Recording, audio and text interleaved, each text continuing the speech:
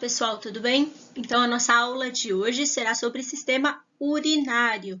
Primeiro, vamos entender a anatomia desse sistema. Bom, a anatomia do sistema urinário é composta, então, por alguns órgãos, nem tantos quanto os outros sistemas. Então, o sistema urinário ele é composto pelo rim, pelo ureter, a bexiga e a uretra. Então, esses 4 órgãos compõem o sistema urinário: rim, ureter, bexiga e uretra. O rim.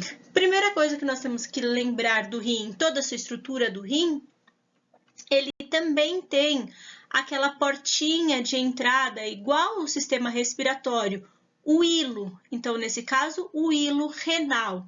Quem vai entrar neste contexto do hilo renal? É a porta de entrada da artéria renal, da veia renal e do ureter. O rim também ele tem um formato de feijão, localizado retroperitoneal, também dividido anatomicamente na sua margem superior, margem inferior, margem lateral e margem medial. Se a gente for olhar na parte interna deste, olhando esse rim mais internamente com o corte sagital, a gente consegue observar suas regiões, suas estruturas internas. Começando de fora para dentro, nós temos a cápsula renal, que envolve todo o rim na sua parte externa. Seguindo, nós temos o córtex renal, que é a região que circunda o rim. Depois, mais internamente, a medula renal, que compreende as pirâmides renais, esses triangulinhos, e as colunas renais, esse espaço entre as pirâmides. Então, pirâmide renal, esse formato meio triangular, e as colunas renais são as estruturas que separam essas pirâmides renais. Em seguida, nós temos os cálices menor. Ao término de cada pirâmide, nós temos uma formação como se fosse um copinho, um cálice menor. A união desses cálices menores forma o cálice maior, como a gente pode observar na imagem, ok? E a gente tem os lobos renais, que são essas estruturas que compreendem a coluna renal e a pirâmide renal. Também temos a papila renal, que é o término, que é a união entre a pirâmide e o cálice menor. O ureter, que é a continuação, então, da nossa pelve renal. Aqui localizada a nossa pelve renal, que é o conjunto desses cálices maiores, que dará origem ao ureter. E, além disso, nós temos um tecido adiposo junto nesta região. E os sinos renais, que é essa divisão aqui, que vai dar origem à pelve renal.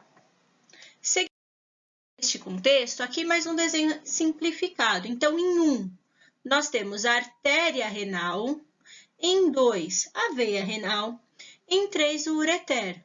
Gente, for olhar o 4, nós temos o cálice maior, a medula em 5, a medula renal, as pirâmides renais, a cápsula renal e o córtex renal. Esse sistema urinário, ele tem uma unidade funcional, então ele é dividido justamente para ter a formação da urina. E nesse contexto, se a gente for pegar um pedacinho desse sistema, nós vamos ver uma divisão na região córtico-medular, que é a região entre o córtex renal e a medula renal. A gente consegue ver, histologicamente falando, essa divisão entre córtex e medula renal. Por que isso? Isso vai ser importante porque a localização, a disposição da unidade funcional do rim, que vem ser os néfrons. Então, quando a gente fala de unidade funcional, nós vamos estar conversando sobre os néfrons. Os néfrons, então, em sua estrutura, ele é localizado uma parte no córtex renal, outra parte na medula renal.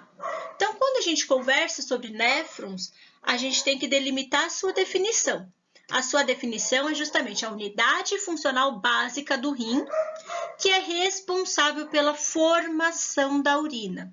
Então, cada rim humano aproximadamente tem 1.200.000 néfrons.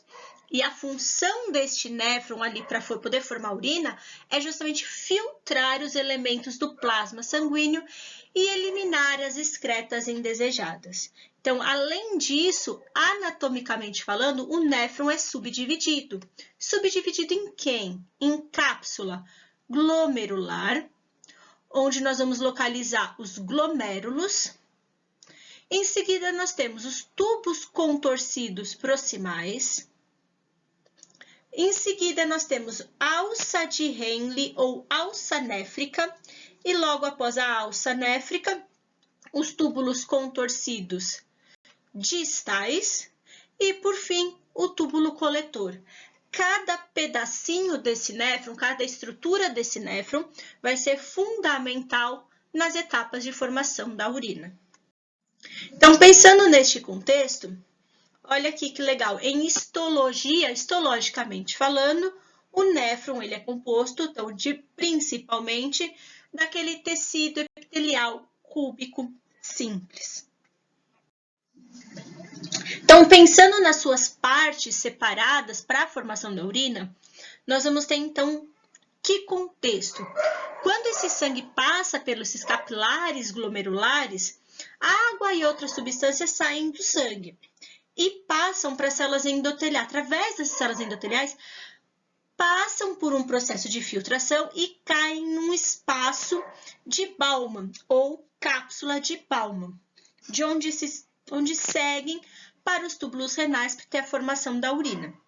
Então, o que acontece? Primeiramente, quando o sangue entra por esses capilares, esse não é mais sangue, porque as hemácias e proteínas grandes ficaram no sangue. O que passou foi o plasma, a água e substâncias menores. Então, a partir daqui, não chama mais plasma sanguíneo, e sim filtrado glomerular.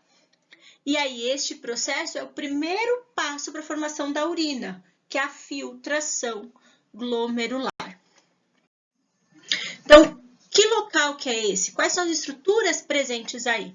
Então, esse corpúsculo renal, ele tem, então, os glomérulos como sua formação, que são tipos de capilares fenestrados que parecem uma telinha, que vai deixar passar moléculas menores e não vai deixar passar outras moléculas. Então, neste contexto, essa cápsula de Bowman, ela é formada por um tipo celular, conhecido então como podócitos, e além disso, ele tem, para facilitar essa filtração, essa passagem de substâncias, um tecido epitelial pavimentoso simples. E nesse espaço, nós vamos ter então esse líquido, esse filtrado glomerular.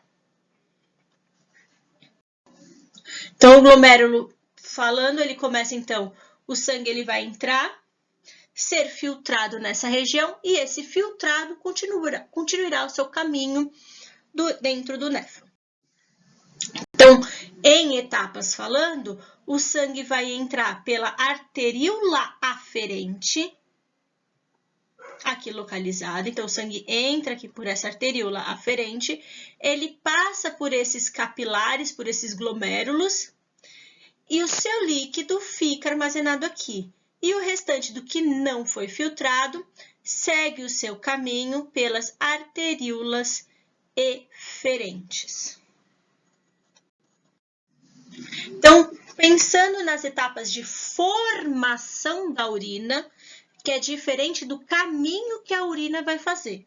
Quando a gente conversa sobre caminho da urina, isso quer dizer os órgãos por onde ela vai passar. Então, é o rim, ureter, bexiga e uretra. Agora, quando falamos de formação da urina, essa formação segue em 3 etapas, que acontecem no néfron.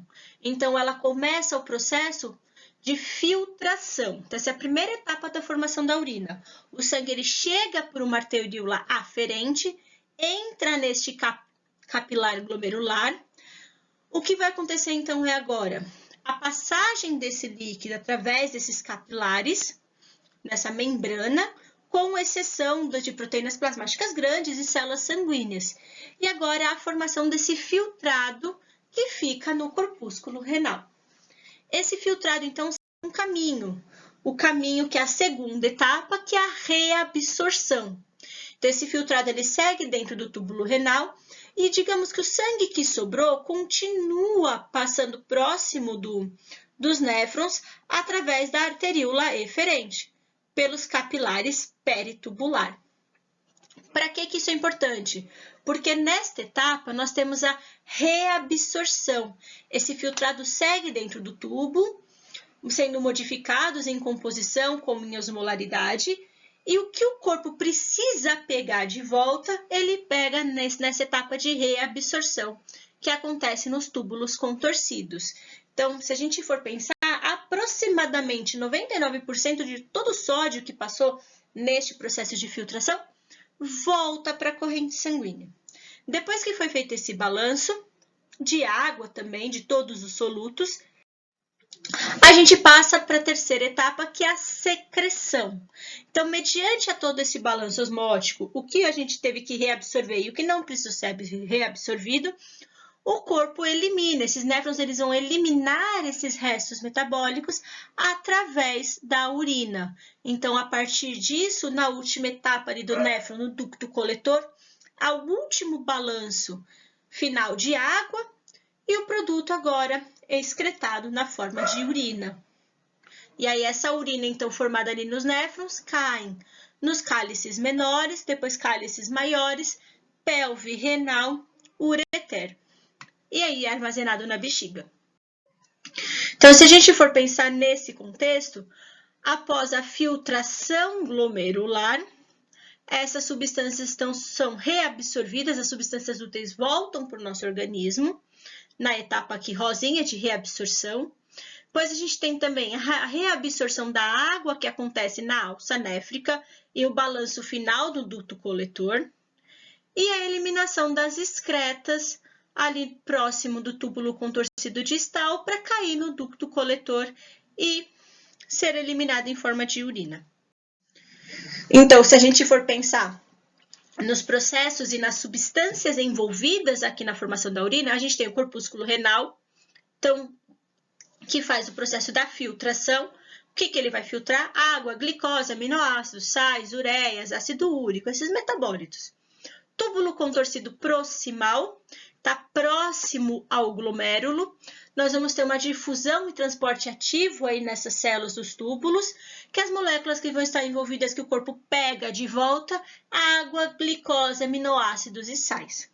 Na alça néfrica ou alça de Henle, o processo que acontece aí é a reabsorção da água, balanço de água e sais.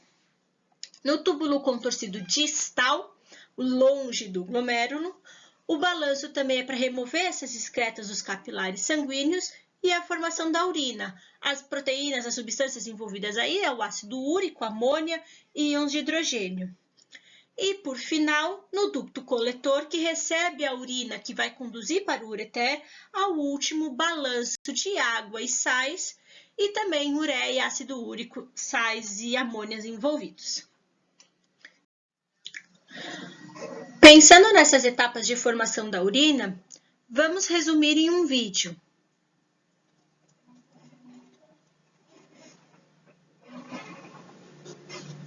Urine is formed by 3 processes in the nephron, the functional part of the kidney.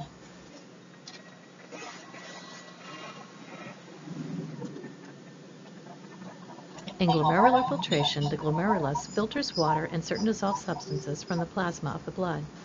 This results in increased blood pressure, which forces the plasma-like fluid from the blood into Bowman's capsule and then into the tubules. The fluid or filtrate include many positive and negative ions of many elements.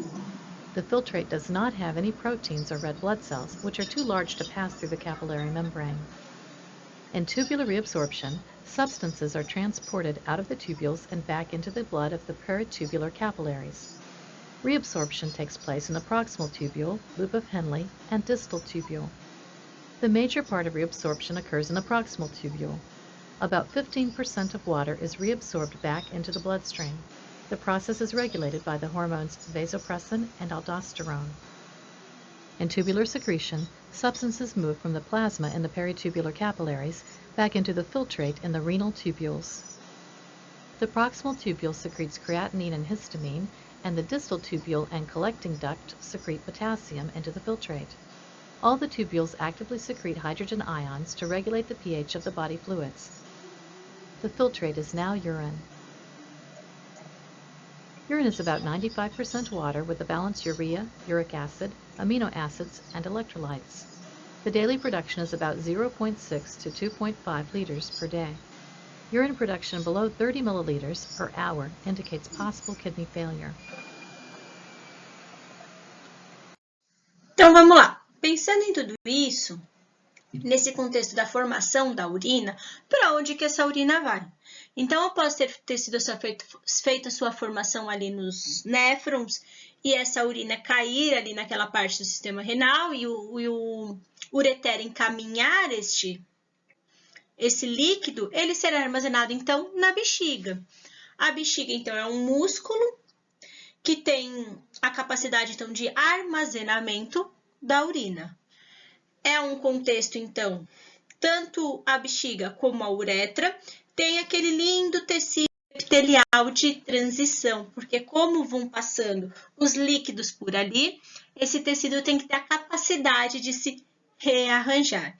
Então, o epitélio presente tanto na uretra como na bexiga é o tecido epitelial de transição.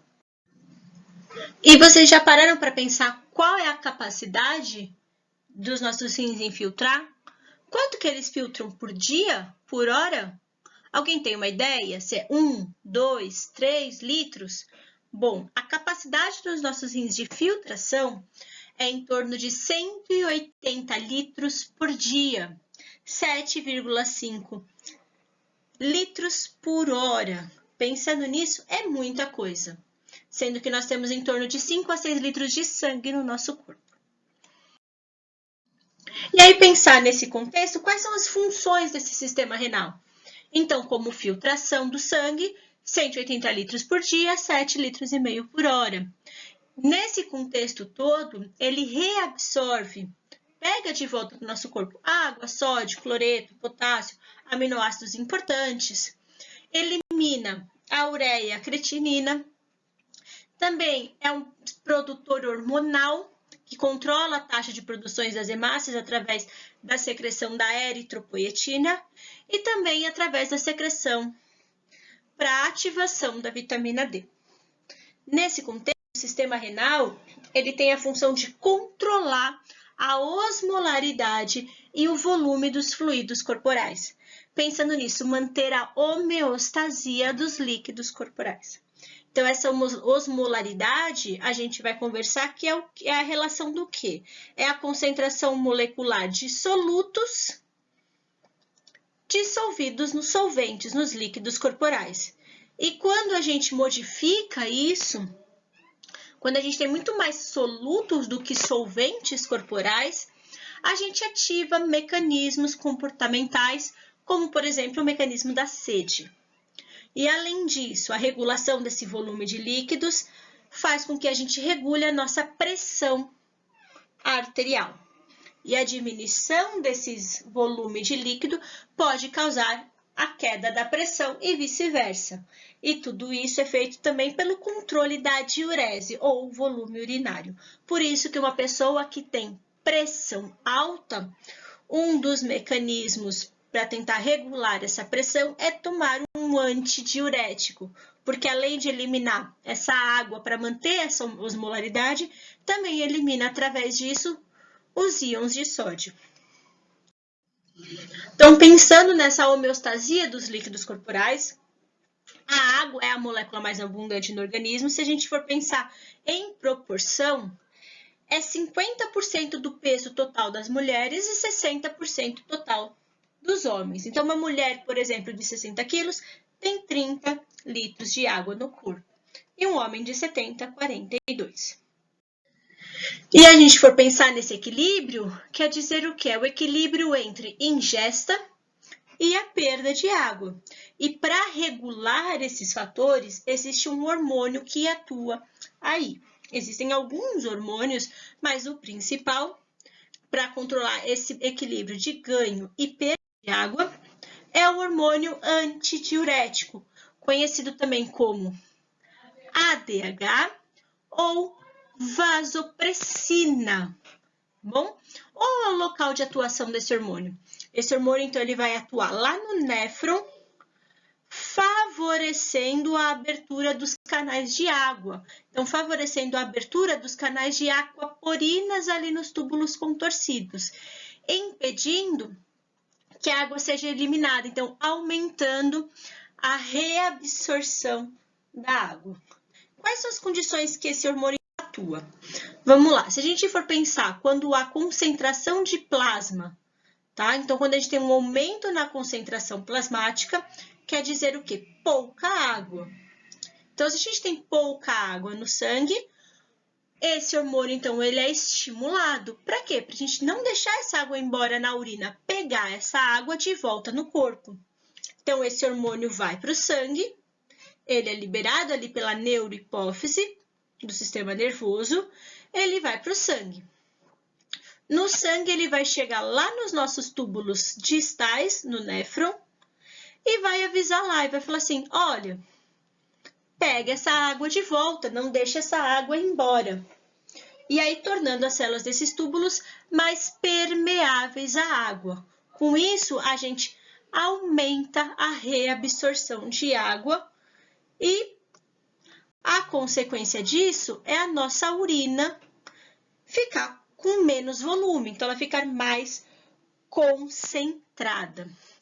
O outro jeito é válido, quando a gente tem muita água, então a gente tem muito solvente para pouco soluto, então quando a concentração do plasma é baixa, quer dizer, muita água, o que vai acontecer?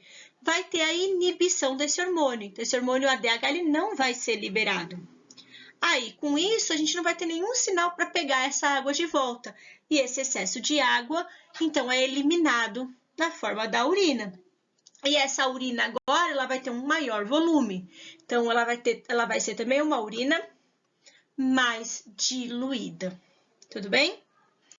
E aí, pensando nesse contexto, o mecanismo que a vasopressina atua é justamente, olha aqui, aumentou a concentração plasmática, então temos pouca água. O que essa vasopressina vai fazer? Ela vai se ligar na membrana, olha aqui número 1. Ela vai se ligar na membrana das paredes das células do duto coletor e vai avisar umas vesículas que tem dentro da célula que, ó, vamos fazer um túnel aqui para a água poder passar, porque o nosso corpo precisa de mais água. Então, é essa sinalização que vai acontecer. Então, essas vesículas vão interpretar e elas vão para a parte da membrana plasmática, para formar um canal para que essa água volte para o corpo. E a água tem muito mais afinidade por este canal. Então, quando ela está passando aqui pelo ducto coletor na forma da urina, ela reconhece esse atalho, pega esse atalho e volta para o sangue, aumentando assim a quantidade de água nesse sangue e deixando ele, então, com uma concentração menor. E tem jeitos de inibir? Então, por que a gente fala que a cerveja é diurética? Não é porque a cerveja é diurética, e sim o álcool que tem na cerveja, ele inibe a secreção desse hormônio, facilitando assim o aumento da produção da urina. E aí, o que acontece, então, no nosso organismo em resposta à privação de água? Quando a gente não tem mais esse contexto e os nossos solventes, nossa concentração de soluto fica muito maior do que de solvente. Bom, vamos entender, então, como o nosso corpo responde à privação de água. Então, se a gente não tem água, aumenta essa osmolaridade plasmática. muito soluto para pouco solvente. Nesse contexto, então, nós vamos ter estímulo dos receptores que vão avisar o nosso sistema nervoso e a consequência disso é aumentar a secreção do hormônio antidiurético, do ADH, pela nossa hipófise. Também a consequência desse estímulo faz com que aumente os mecanismos de sede e a gente tenha a ingesta de água. A consequência, então, da secreção desse ADH na hipófise vai fazer com que, lá no nosso néfron, aumente a permeabilidade à água nos túbulos distais. Então, vamos aumentar a sua reabsorção. Com isso, então, a gente aumenta a reabsorção de água e a consequência é uma urina mais concentrada.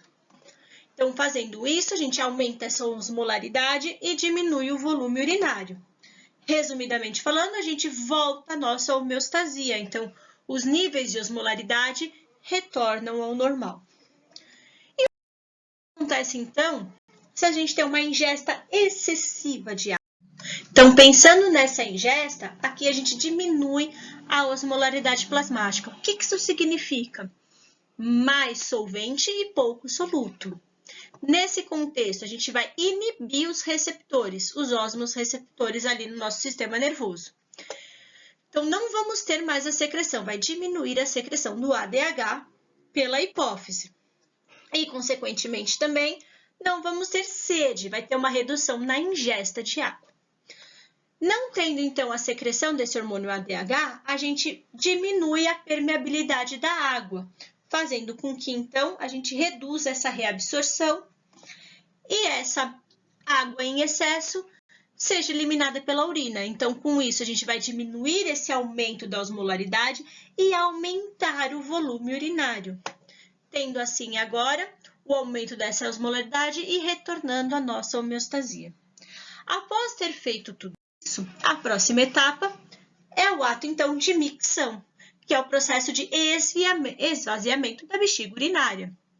Que aí está dois processos envolvidos. O primeiro, o enchimento progressivo dessa bexiga até que a pressão se eleve a um valor crítico. Aí, a partir daí, nós temos reflexos neurais que vão ativar o reflexo da micção e o esvaziamento da bexiga.